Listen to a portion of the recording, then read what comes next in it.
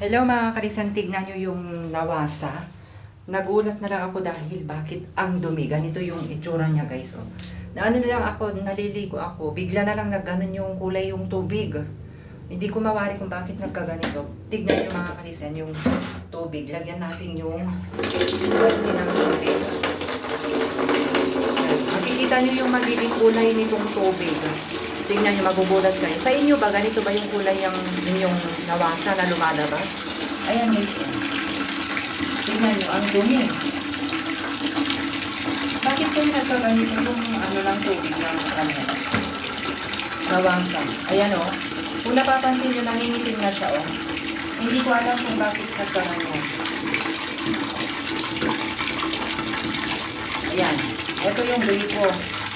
Ayan. So nakikita niyo yung ano, naiipon niyang tubig, ganyan. Ang itim. Wala akong magawa kanina, mga Kristen. Niligo ko na lang kasi nga nakasabon na tayo.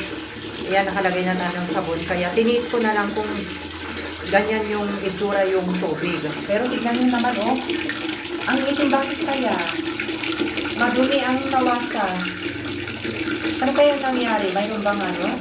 Mayroon ba silang inayos na ano, mga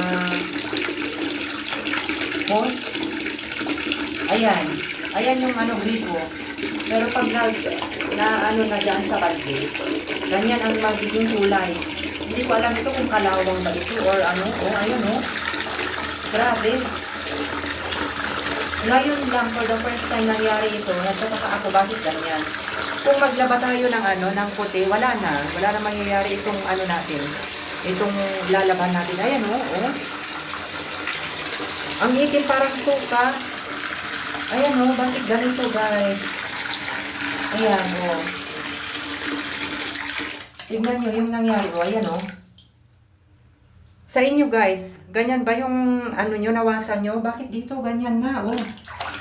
Ang itim. Nagulat ako.